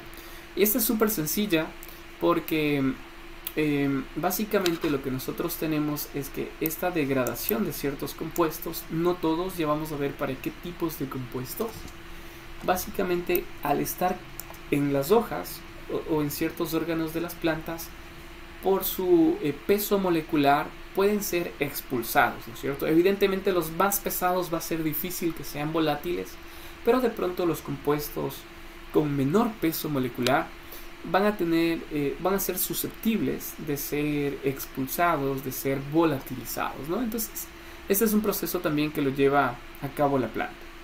Entonces, tenemos dos más. Respecto a la rizodegradación, acordémonos un poquito de esta palabra, ¿no es cierto? Se refiere básicamente a la parte de las raíces, ¿sí? En este caso, las raíces van a trabajar, lo habíamos visto hace un momento, de manera en conjunto con ciertos microorganismos, normalmente con bacterias acá. Entonces vamos a tener un efecto simbiótico acá, donde las bacterias contribuyen, por ejemplo, a que sea más disponible, ¿sí? A que estén mucho más disponibles ciertos compuestos, y la planta en cambio se va a encargar de justamente absorberlo, tratarlo, darle una etapa de tratamiento, ¿no? Entonces tenemos aquí un efecto simbiótico entre los dos grupos, básicamente. Posteriormente tenemos la fitodegradación, y aquí se repite mucho, por eso he decidido ponerlos como en la misma lámina, que ellos trabajan en conjunto pero en este caso el efecto no va a estar necesariamente enfocado en la raíz, sino que aquí este proceso simbiótico de planta-microorganismo para la degradación de contaminantes orgánicos puede estar en otras partes de la planta, ¿no? Esas serían como las 5 técnicas de una manera muy general, de una manera esquemática. Ahora nos referiremos a las técnicas, cada una en particular, a qué puede remediar, cómo actúa, las ventajas, desventajas. Respecto a la fitoextracción, nosotros vamos a tener un espectro, como lo habíamos mencionado, muy específico de contaminantes. En este caso, si ustedes se dan cuenta, la mayoría de estos son metales pesados, ¿cierto? Y justamente el enfoque va a estar acá, dependiendo si el proyecto al cual nosotros vamos a referirnos o el cual ustedes en algún momento vayan a trabajar. Si tuvieran que escoger una técnica de esas 5 y les dan metales pesados, evidentemente esta sería la más adecuada para tratar este tipo de contaminantes, ¿no? Entonces la fitoextracción se enfoca a metales pesados y tiene ciertas ventajas. Por ejemplo, aquí esta biomasa puede utilizarse como un recurso. ¿A qué nos referimos? En muchas ocasiones ya nos iremos dando cuenta de que la planta, por ejemplo, vamos a poner un caso muy concreto. El girasol puede absorber ciertos contaminantes de tipo radiactivo. Entonces imaginémonos que en un segundo la planta de girasol capta el uranio y el uranio es incorporado en ciertas partes de la planta del girasol. Entonces, ¿qué es lo que sucede aquí? Lo que sucede aquí es que yo no puedo utilizar ese girasol como abono, por ejemplo, o yo no puedo venderlo porque evidentemente tiene uranio y no podría como comercializarlo. Entonces, en este caso no puede ser aprovechado como un recurso, en este caso del girasol. La ventaja de la fitoextracción justamente permite en que sí puede ser utilizado en la mayoría de casos como un recurso, ¿no? Casos concretos aquí tenemos como cuando hay procesos de remoción del selenio, ¿sí? Normalmente el selenio no está en el grupo del mercurio, que es súper fuerte. El selenio sí puede ser como un componente nutricional de ciertos animales. Entonces aquí tenemos una ventaja muy grande de esta primera técnica, ¿no? De su aprovechamiento, por ejemplo, como un recurso, luego de la post cosecha, evidentemente, de la planta. Si quisiéramos darle una definición a la fitoextracción, podemos decir que básicamente las raíces de la planta captan estos contaminantes y los llevan al interior de las plantas, ¿cierto? Entonces un proceso muy sencillo, es como una esponja acá que es absorbida por las raíces y es incorporada por las diferentes partes de la planta. Y entonces luego de eso los contaminantes son eliminados durante la cosecha. Aquí lo ponemos entre comillas justamente por esta aclaración, ¿no? De que en realidad hay una transferencia hacia otras partes de la planta, no necesariamente una desaparición de estos contaminantes, ¿no? Por eso lo ponemos entre comillas acá. Obviamente tiene desventajas. La primera que nosotros podemos mencionar es que lleva tiempo, lleva mucho tiempo, y además como son estructuras pequeñas las plantas con las cuales se trabaja, se tiene una cantidad limitada de biomasa. Otra de las desventajas, evidentemente, en los procesos de fitorremediación en general, básicamente va a depender. Si decimos que esta es como nuestra esponja de contaminantes, va a influir mucho, ¿verdad? Aquí la profundidad a la cual puedan llegar las raíces. Entonces, evidentemente, la zona verde donde nosotros estamos trabajando va a ser la zona de influencia directa. Sin embargo, si nosotros nos vamos un poquito más acá afuera o a los alrededores de la planta, que podrían estar contaminados también, evidentemente el área de acción de la planta no va a llegar hasta estos límites, ¿no es cierto? Entonces es muy importante eso. Es un proceso que puede tomar mucho tiempo y también que su alcance va a estar limitado en función de la profundidad de las raíces. Otro aspecto importante también es que, por ejemplo, hay elementos que la planta va a poder tolerarlos, así como nosotros podemos tolerar ciertas dosis mínimas de concentración de los contaminantes, pero cuando se supera este umbral de dosis mínima, entonces ciertas afectaciones de la planta pueden verse, ¿no es cierto? Básicamente, cuando las concentraciones son muy grandes, pueden ser compuestos tóxicos también dentro de las estructuras de la planta, ¿no? Incluso ahí podría haber una repulsión directa si las concentraciones son muy altas. Entonces tenemos una desventaja, y por eso es fundamental aquí, en todas las técnicas en realidad de la fitorremediación, buscar los límites a los cuales ha funcionado previamente las condiciones de altitud, temperatura, humedad. Entonces, a partir de ello, nosotros podemos justamente simular o replicar esas condiciones previamente, ¿sí? Evidentemente, si yo estoy en un lugar muy, muy frío, digamos que estoy de pronto en los Himalayas, y alguien hizo este experimento en la parte baja de una costa chilena, hipotéticamente, que estamos a la altura del nivel del mar, probablemente la replicabilidad de los experimentos no va a llevarse a cabo de la mejor manera. Necesitamos condiciones similares, a pesar de que trabajemos con la misma planta, pero las condiciones deben ser similares también desde un punto de vista climatológico, ¿no? Entonces, ¿en qué se utiliza esta técnica? Podemos decir que se utiliza mucho para remediar suelos, sedimentos, lodos, como lo hemos visto previamente, y también el énfasis especial acá es para remediar aguas contaminadas, ¿no? Esas serían aguas contaminadas. ¿Con qué? Tenemos el listado de contaminantes principales acá. Otra consideración también es de que los últimos estudios se han ido enfocando también en la disponibilidad que habíamos conversado previamente, ¿no? Y aquí ya me había adelantado un poquito. Entonces, esta disponibilidad se ve ayudada o se ve favorecida por varios factores. Uno de estos factores, por ejemplo, puede ser la disminución del pH, ¿no es cierto? Entonces, en pHs muy alcalinos, de pronto no es tan efectivo este tratamiento. Pero si nosotros logramos disminuir, bajar las concentraciones, los niveles de pH, se vuelve mucho más disponible para la planta.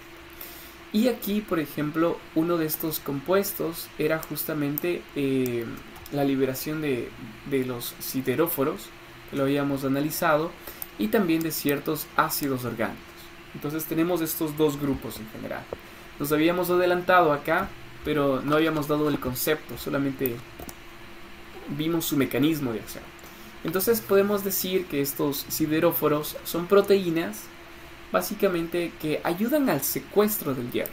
Entonces ahora, si nos fijamos mucho más a detalle en este grafiquito, vemos que los puntitos de hierro 3+, en su estado más alto, ¿no es cierto?, pueden básicamente ser secuestradas por estas estructuras, y aquí, dependiendo del grupo quelador al cual nosotros nos enfoquemos, podemos tener varios tipos, ¿sí?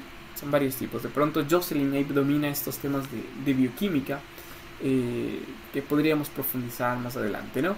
Sin embargo, el mecanismo, la lógica es lo más importante.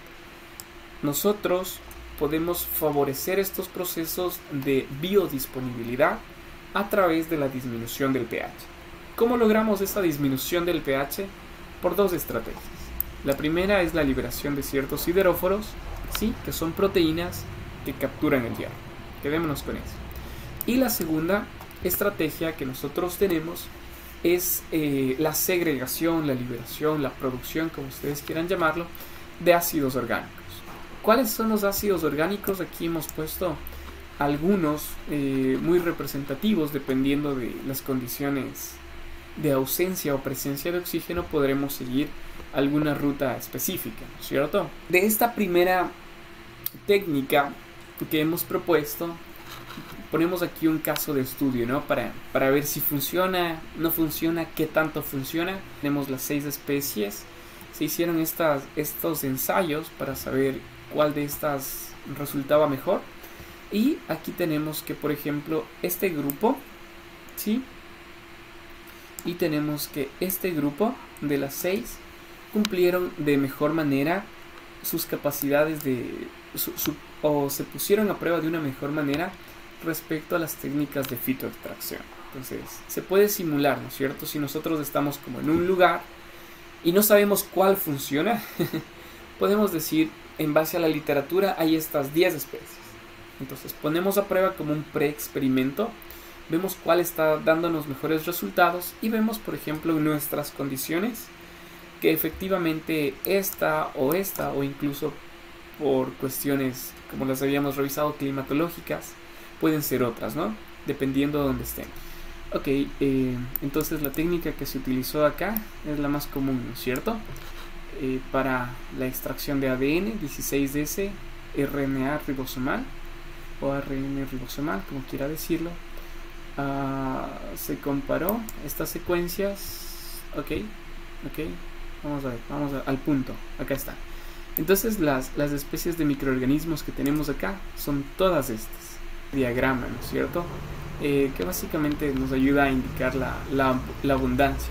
Entonces, solo para verlo acá, los nombres los vimos previamente, pero por ejemplo aquí tenemos los 6 casos, las 6 especies que estaban en el estudio, ¿no? Y entonces usted ve así como hay los diagramas de Pasteur. Aquí este tipo de gráficos justamente nos ayuda a interpretar. La segunda técnica, rizofiltración. Rizo, súper sencillo, de la parte de las raíces, ¿verdad? Entonces tenemos una primera definición. Vamos a tener 2 efectos. La una va a estar ligada a la absorción con V, porque hay una absorción con V que también nos puede dar un sentido de confusión. Entonces aquí tenemos 2 efectos, la absorción y la precipitación. La absorción en este caso resulta, hay un grafiquito muy chévere, de pronto para acordarnos les puedo poner acá para encontrar la diferencia. Absorción y absorción, para acordarnos la diferencia.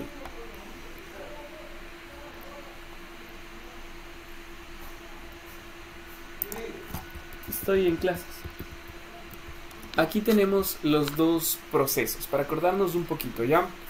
En el caso de la absorción, funciona mucho como una esponja, ¿sí?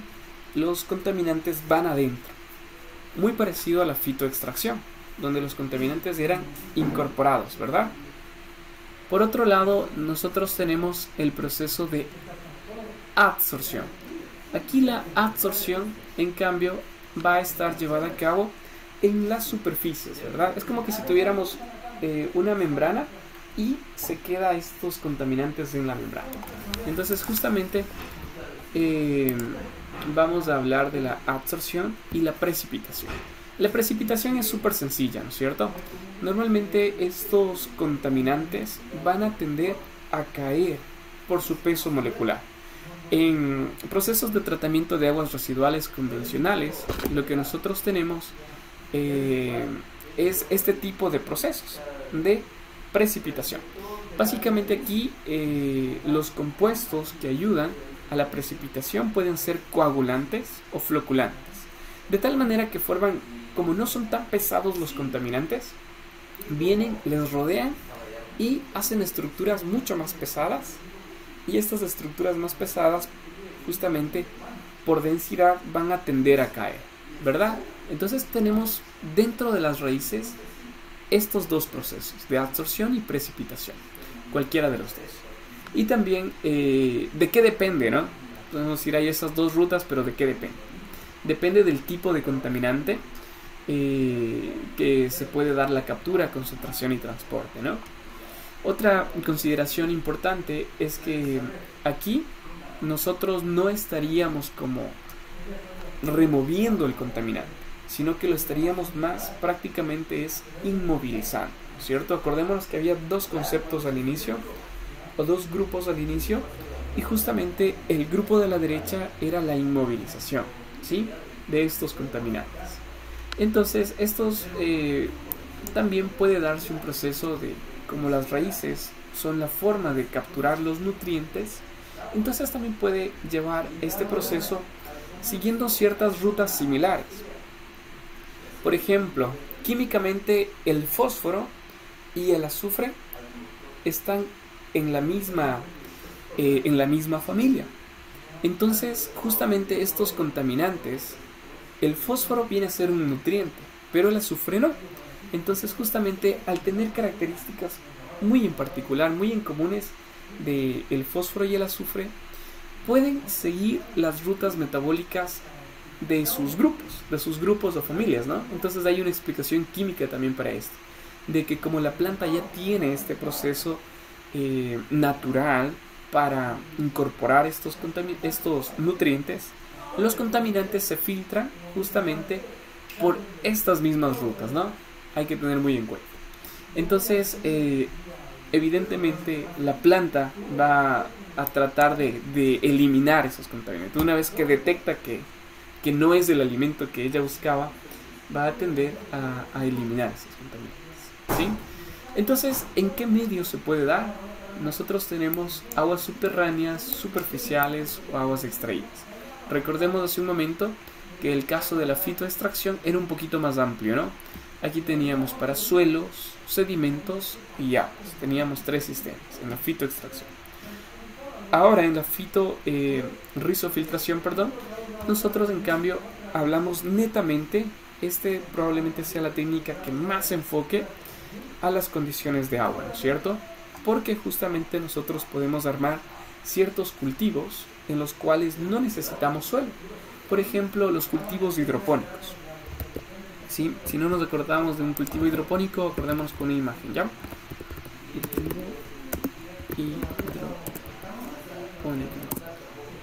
Entonces, estos cultivos hidropónicos básicamente es ponerles las estructuras, ponerles las plantas sobre estas estructuras sin necesidad, ya sea en sistemas horizontales como aquí o en sistemas verticales como los tenemos acá, ¿no es cierto? Estos sistemas pueden ser de flujo continuo normalmente y entonces prácticamente la planta en estos sistemas convencionales capta sus nutrientes ya no por el suelo sino por los nutrientes disueltos en agua, que son mucho más fáciles de asimilar para la planta. Entonces, siguiendo esta misma lógica de los cultivos hidropónicos, se puede hacerlos también, por ejemplo, para coger cuerpos de agua y poner en vez de nutrientes los contaminantes en esta agua. Y se puede evaluar justamente la eficiencia de remoción, etcétera, etcétera, ¿sí? Entonces, ¿por qué? Otra característica importantísima para que se dé este proceso deben estar justamente disueltos, ¿sí? Si nosotros tenemos mucho oro concentrado, estamos más familiarizados con el oro, o mucho hierro concentrado, por ejemplo, estos van a estar como en el suelo, ¿no es cierto? Van a estar sedimentados. Entonces necesitamos que los metales a los cuales nosotros vayamos a buscar remediar estén disueltos en agua. Esa va a ser la consideración importante. Ahora sí, ¿qué tipo de contaminantes nosotros podemos tratar? Ustedes ven nuevamente que aquí tenemos un grupo de metales pesados, pero aquí el número es mucho más reducido. Pero resulta bastante interesante ver estos dos compuestos, el plomo y el cromo. El plomo ahora está mucho más, resulta un problema mucho más grave por la cantidad de baterías, ¿no es cierto?, que se van generando. Y tenemos también el cromo, que está relacionado con actividades de curtiembre, ¿verdad? Tenemos esos dos grupos. Luego, ¿por qué se vuelve interesante la rizofiltración? Además de estos metales, se vuelve interesante porque justamente vamos a trabajar con ciertos compuestos isótopos, ¿no es cierto?, los radioisótopos. Aquí tenemos varios grupos vinculados generalmente a esta parte de las plantas nucleares también, como el uranio, por ejemplo, que se vuelve un problema luego de su utilización en las plantas nucleares, a pesar de que no emita emisiones a la atmósfera de CO2, genera ciertos contaminantes que tienen un grado de peligrosidad muy alto, ¿no? Entonces, ¿cómo podemos solucionar esto? Justamente con la rizofiltración, con esta técnica, ¿no? No todo lo que brilla es oro, siempre hay desventajas. Entonces, la primera desventaja es que requerimos la recolección y remoción periódica de la planta. Se necesita estabilizar el pH a un rango ideal. Y también, si nosotros en estos sistemas artificiales que los hemos visto, pueden ser naturales también, tipo lagunas, si no están bien realizados, también vamos a tener problemas, ¿no? Necesitan tener las condiciones óptimas para que funcionen adecuadamente. Entre las ventajas que nosotros tenemos, podemos señalar básicamente de que las plantas terrestres eliminan más contaminantes que las plantas acuáticas. Entonces, si nosotros tomamos a las plantas terrestres y las acoplamos a estos sistemas, pueden ser mucho más viables, pueden ser mucho más adecuadas para esta remediación. Otra ventaja, no necesariamente, como les había adelantado un poquito, tienen que ser sistemas artificiales, como este tipo de cultivos, ¿no? Que son artificiales, sino que también podemos desarrollarles en condiciones in situ, ¿sí? Entonces podemos armar estas balsas flotantes. La tercera técnica que nosotros vamos a referirnos es la fitoestabilización. En este caso desglosamos los dos términos, ¿verdad? Estabilización. Y aquí es cuando tenemos que acordarnos un poco de química básica. ¿Sí? Bueno, tenemos una primera definición de la fitoestabilización respecto al uso de plantas y raíces para prevenir justamente la migración de los contaminantes. Entonces prácticamente hay una contención, hay una forma de dejarles quietos prácticamente a estos contaminantes, ¿sí? ¿Cómo se hace esto? Nosotros básicamente vamos a evitar que esta migración de contaminantes se lleve a cabo por la erosión provocada por el viento o incluso la permeabilidad del agua, generando los procesos muy conocidos en tratamiento de residuos sólidos, por ejemplo, que son los lixiviados, ¿sí? Y su posterior dispersión en el suelo. Acordémonos un segundito la definición de lixiviados, ¿verdad? Nosotros cuando dejamos una funda de pronto con naranjas, con zanahorias y eso comienza a podrirse, se va formando una especie de líquido en la parte inferior de estas fundas, ¿no? Imagínense, si eso pasa con una funda pequeñita, ahora acordémonos del relleno sanitario del lugar donde estemos. Tenemos tanta materia orgánica ahí que vamos a tener varios productos. Uno de esos productos justamente son los lixiviados, ¿no? Que van a tender a caer, a percolar, que es el término apropiado, a infiltrarse por el suelo hasta alcanzar incluso ciertos cuerpos de agua, ¿no? Si de pronto un río está cerca, imaginémonos, miren estos lixiviados que podrían llegar directamente al río al que tengamos cerca. Entonces justamente la fitoestabilización es la técnica que nos ayuda a mantenerlos como compactos, quietos ahí, para que no se dispersen hacia estos cuerpos de agua o incluso suelos. Listo. Entonces, a partir de esta fitoestabilización, nosotros también podemos decir que se trabaja con tres estrategias. La una estrategia justamente consiste en alterar la solubilidad, ¿sí? Acordémonos ahí un poquito, bueno, vamos los tres. La movilidad de los metales y la disociación de los compuestos orgánicos. Entonces, la solubilidad, un ejemplo muy rápido, muy fácil de entenderlo. Tenemos un vaso y podemos poner azúcar o sal, que son compuestos muy solubles, ¿verdad? Entonces se puede cambiar la solubilidad. En lugar de que sea muy fácil de disolver como el agua en el agua, la sal o el azúcar, podemos, por ejemplo, hacerle menos soluble. De tal manera que lleguemos a una condición incluso muy similar a la de la arena. Entonces la arena, cuando nosotros intentamos disolverla, va a ser muy difícil, va a tender a precipitar. Entonces justamente la fitoestabilización sigue este principio, ¿no? Esta lógica de que algo que es muy soluble, que puede mezclarse con cualquier cosa, en este caso bajamos su nivel de solubilidad para que no se mezcle con el agua y se quede quieta, ¿no? Entonces esa es una forma que se puede trabajar. La otra forma que nos habíamos referido está enfocada a la movilidad de metales. Entonces, en esta movilidad de metales resulta interesante ver cómo incluso por los temas de óxido reducción pueden de igual manera tener una tendencia a quedarse como que quietos, ¿no es cierto? Y el último punto es respecto a la disociación de compuestos orgánicos. Acordémonos que los compuestos orgánicos tienen carbono y en la mayoría de casos son estructuras muy grandes, ¿no? Entonces, si nosotros logramos romper, disociar, deconstruir como estas cadenas, también se puede tener un efecto de fitoestabilización.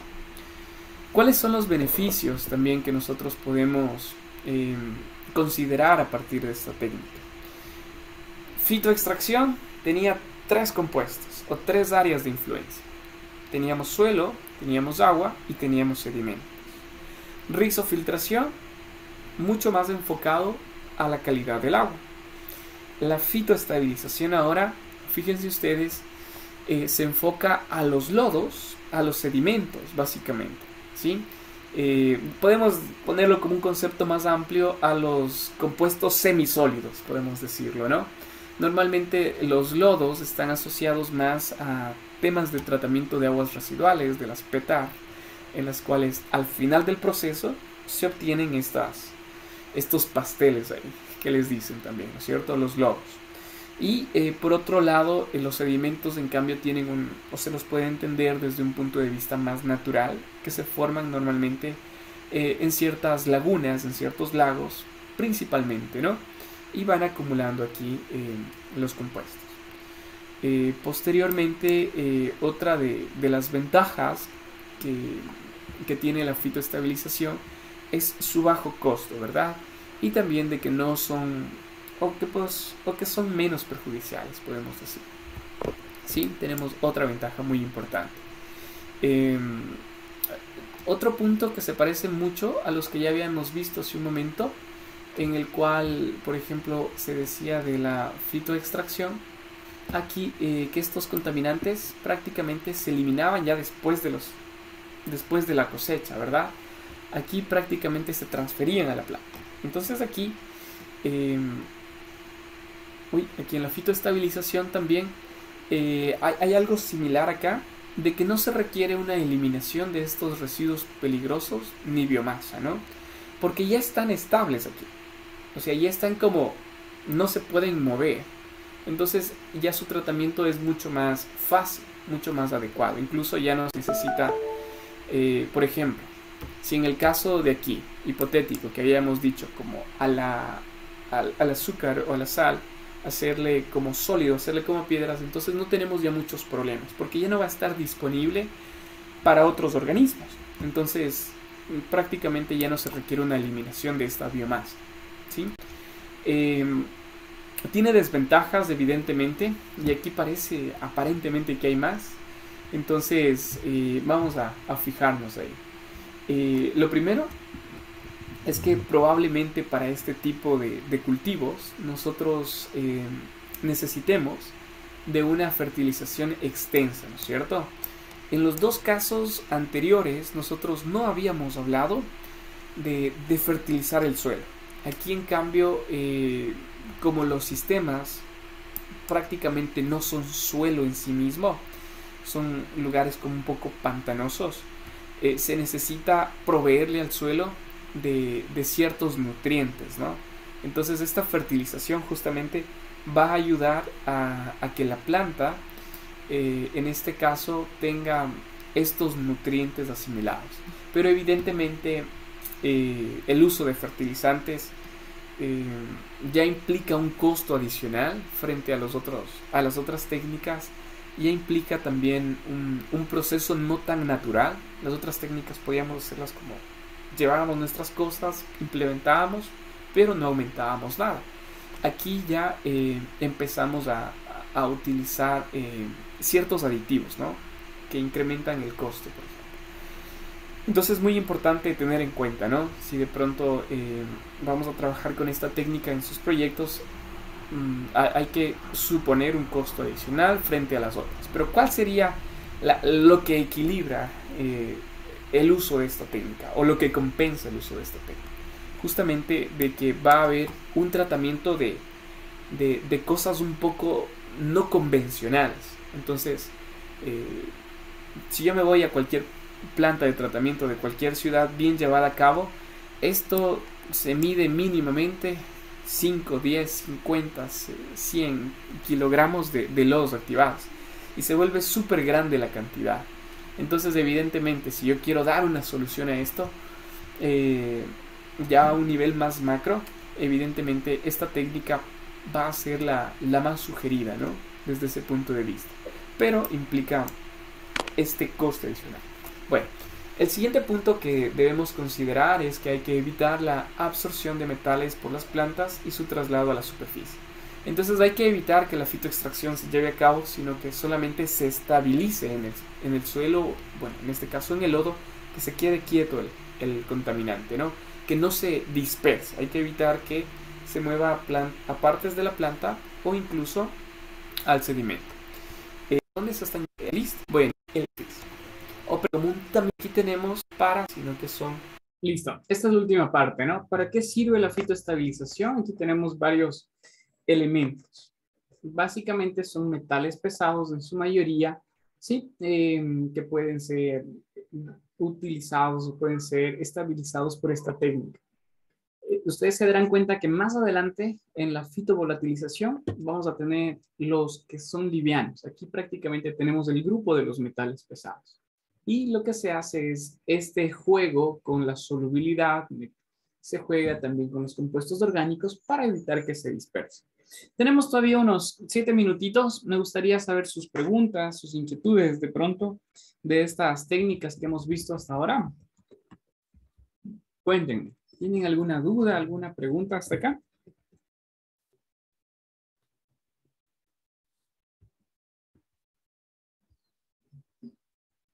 Aquí están todas estas técnicas, ¿no? No sé si alguien tiene alguna inquietud.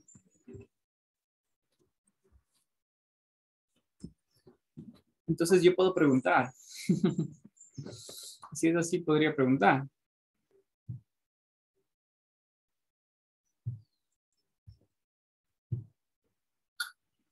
La rizofiltración. ¿Para qué tipo de elementos sirve su tratamiento? ¿Quién se acuerda? Para nutrientes.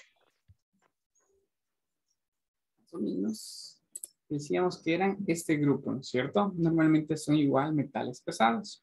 Estos tratamientos no son tanto para generar abonos, sino que sirven para descontaminar, ¿no es cierto? Pero cada uno tiene un grupo muy específico. Este resulta interesante porque aquí tenemos ciertos materiales radioactivos, ¿no? El uranio, por ejemplo, muy clásico cuando hay algún problema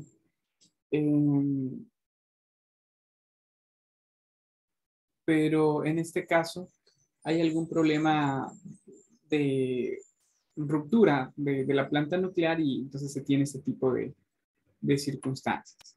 La fitoestabilización, justo acabaron de ver. ¿Para qué tipo de contaminantes? Ahí les di unos 3 o 4. Para lodos y sedimentos. Perfecto. Lodos y sedimentos. Y se explicaba la diferencia, ¿no? En que los lodos básicamente son de origen un poco, entre comillas, artificial, porque son generados en las plantas de tratamiento y los sedimentos en las lagunas, ¿no es cierto? Luego iremos con las otras técnicas. Les quiero comentar que para el día de mañana, bueno, la otra semana tenemos las exposiciones, ¿no? Entonces, quisiera ver si probablemente el viernes empecemos las exposiciones de la otra semana. En el aula virtual les he cargado todo este material de fitorremediación que está por acá. Están 3 documentos, sí, y también está una lista de papers de fitorremediación. Bueno, están mezclados, capítulos de libro, papers y todo. Ustedes, por lo menos hoy día, con sus grupos van a escoger un tema. ¿Ya? Escogemos un tema, cualquiera de estos de aquí. Si ustedes tienen un tema adicional que quisieran consultar, siempre y cuando tenga que ver con fitorremediación, siéntanse en la libertad de escoger. Y el día de mañana, los primeros 15 minutitos, no más de 20 minutos, ojo, vamos a responder a estas preguntas, ¿ya? Entonces, algo muy rápido, no me interesa tanto la elegancia del documento en este caso, sino que me interesa que respondamos muy concretamente de su estudio a estas preguntas. Y vamos a tener una presentación de unos 3-5 minutos de esto, ¿no? Eso, chicos, no sé si tienen alguna duda. ¿Está claro? ¿No está claro? Lo que vamos ¿Esto es para mañana o cuándo? Esta Sí, actividad. eso es para mañana. Eso es para mañana. Lo hacemos los primeros 15-20 minutitos y exponemos en unos 3-5 minutos cada grupo. Es una actividad en grupo, ¿no? Mi sugerencia es que ahora escojamos los temas, ¿no? Si alguien dice, ok, yo vi la lista de papers que subió ahí el profe y de pronto me llamó la atención este de aquí, hipotéticamente. Entonces, la aplicación de fitorremediación para metales pesados en sitios contaminados de sur Pacífico, desafíos actuales y perspectivas futuras. Entonces, yo pongo en el chat de WhatsApp, este tema lo voy a desarrollar mañana, o solo ponen el tema, de tal manera que no se repitan entre los grupos, ¿no? Pueden por lo menos hoy día escoger los temas y mañana ya trabajarlos en los 20 minutitos. No sé si ahí está un poquito más claro. ¿Sí? ¿No? Tenemos unos 3 minutitos todavía. Sí, profe. Sí, ok. ¿Alguien tiene alguna inquietud, alguna duda antes de despedirnos, jóvenes? Si no es así, espero que hayan disfrutado de alguna manera la charla de la ingeniera Carla y me parece un ejemplo muy práctico que les puede servir a ustedes. Bueno, nos vemos el día de mañana. No se olviden, traten de llegar puntuales. Les agradezco. Cuídense. Una buena tarde. Que les vaya muy bien. Hasta mañana, Gracias, profe. profe. Gracias, gracias.